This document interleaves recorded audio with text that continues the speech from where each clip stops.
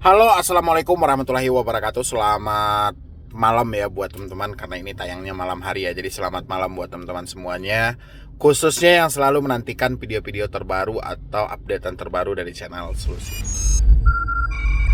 Terima kasih banyak ya buat teman-teman semuanya yang selalu mensupport dan Anda yang selalu hadir di channel ini hampir setiap hari ya. Saya update video-video terbaru atau motivasi, edukasi buat teman-teman semuanya, supaya mental Anda pulih, tidak ketakutan karena gagal bayar pinjol atau telat bayar pinjol. Tidak ada yang menjadikan hal-hal untuk terus menakut-nakuti diri sendiri. Mudah-mudahan Solusi Utang bisa mampu untuk menyeimbangkan rasa takut yang ada ya. Kali ini kita mau bahas tentang Persi gagal bayar menjelang akhir tahun. Saya perhatikan kemarin saya sempat memprediksi bahwa pinjol-pinjol ini akan gencar menggunakan penagih hutang yang tidak sesuai dengan SOP yang ada. Ya, kenyataannya memang seperti itu. Memang mereka tidak sesuai gitu loh. Jadi mereka itu lebih banyak menggunakan tekanan dan ancaman. Tapi makin kesini saya perhatikan juga, malah dari teman-teman semuanya juga makin parah gitu loh kegalauan yang terjadi. Dan saya mau bahas ini buat Anda semuanya, terutama yang gagal bayar di pinjol legal. Saya nggak perlu sebutin nama pinjolnya, yang penting gagal bayar di pinjol legal, mendapatkan ancaman dan tekanan. Simain video ini sampai habis, jangan di skip.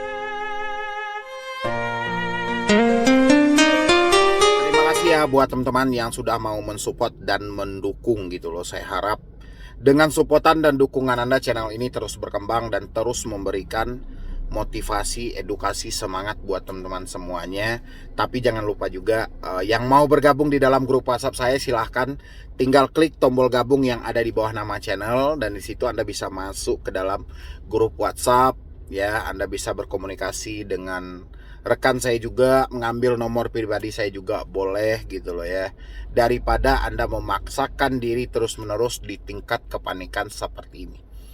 Tentang gagal bayar mungkin semuanya sudah paham ya, bahwa uang tidak ada, duit tidak ada, tidak mampu bayar, tidak sanggup bayar, alasan pekerjaan, alasan di PHK, alasan pengeluaran cukup banyak, dan banyak persi lainnya. Ya, habis itu Anda dihadapkan oleh pinjol dengan satu hal yang cukup sulit, debt collector. Dan di posisi ini debt collector seringkali menggunakan pola tekanan, menggunakan pola ancaman, menggunakan persi caci maki, menggunakan konsep mempermalukan, menggunakan dasar untuk penyebaran data dan segala macam. Tujuannya adalah satu, mengambil tagihan yang belum sempat Anda bayarkan. Ya, bahkan tadi juga saya masih membaca email, saya sengaja tidak munculkan ini. Saya masih membaca email, masih banyak pesan-pesan buta lahir dari beberapa pinjol legal menurut persi teman-teman semuanya. Kemarin saya sempat juga bilang, Anda berasumsi boleh-boleh saja, karena Anda yang paling tahu. Anda gagal bayar di pinjol mana, Anda yang paling tahu. Mau di pinjol A, pinjol B, pinjol C, terserah. Ya, Anda yang paling tahu. Tapi si pinjol ini sangat licik. Dia kalau menggunakan caci maki, menggunakan pola ancaman yang melanggar SOP yang ada, yang mengarah ke tata hukum pidana, mereka tidak menyebutkan nama aplikasi. Kenapa? Karena mereka masih tahu peraturan yang dikeluarkan OJK kemarin itu sangat berpengaruh untuk perusahaan mereka. Sehingga mereka men-settinglah pola-pola ini, kayak mana pola ini tidak bertentangan dengan hal itu. Kalaupun bertentangan, sangat sulit orang untuk melaporkan. Ya, oke, itu sudah clear ya. Masalahnya itu ada dari debt collector. Debt collector saja sudah tidak berani untuk menyebutkan nama aplikasinya, berarti soal ancaman gugur sudah. Ya, ancaman berarti tidak berlaku lagi. Ketakutan yang ada, ketakutan ini cukup rumit ini. Terkadang kita memikirkan sesuatu yang di luar fakta yang terjadi. Contoh, ya, paling sering pertanyaan kepada saya, apakah DC akan datang ke rumah? Apakah DC ada di daerah ini? Telat berapa lama sih mereka akan berkunjung ke rumah? Saya jawab sama teman-teman ya, saya tidak tahu dengan pertanyaan Anda. Kenapa abang tidak tahu bang? Karena abang juga pengalaman. Oke, saya pengalaman di bagian pinjol iya, tapi bukan mencatat kinerja dari debt collector. Debt collector itu bekerja dengan pinjol, bukan bekerja dengan saya. Jadi kalau Anda bertanya telat berapa lama si DC akan datang, nggak ada orang yang bisa tahu. Kalau ada orang yang bisa tahu, pantas kita pertanyakan, ada apa dia dengan pihak pinjolnya? Kenapa dia bisa tahu persis kedatangan DC datang kapan, telat berapa lama baru berkunjung, DC apa aja yang ada di sini? Pantas kita pertanyakan.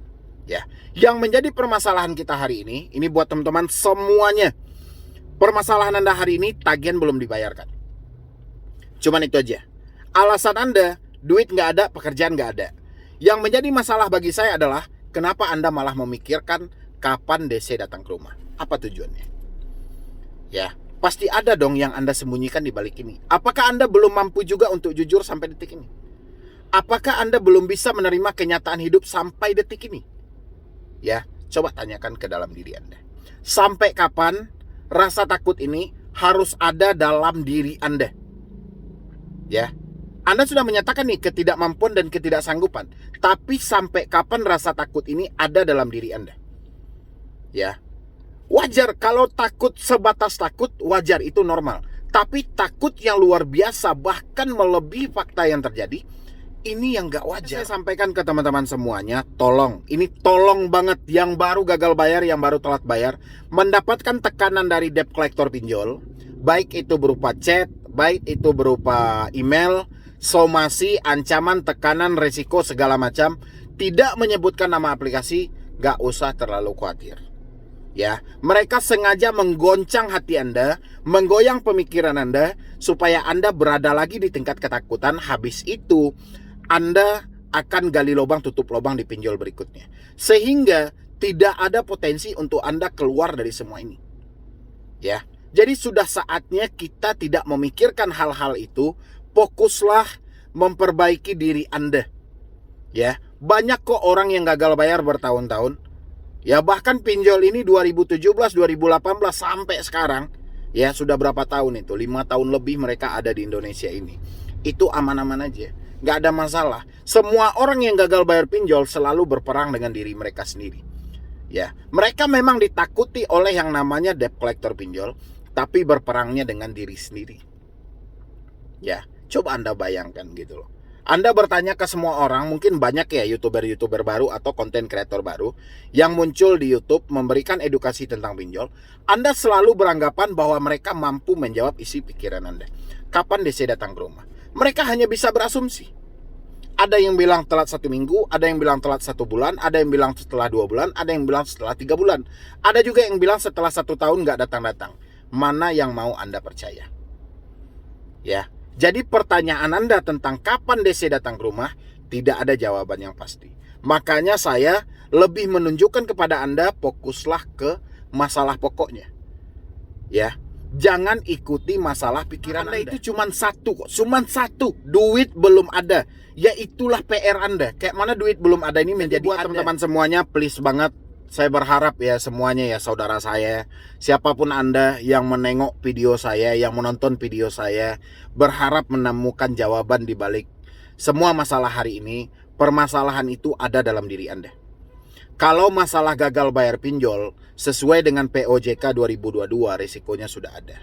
Ya, sudah tertulis. Risiko yang paling berat akan Anda hadapi adalah itu nama akan masuk dalam skor kredit bermasalah.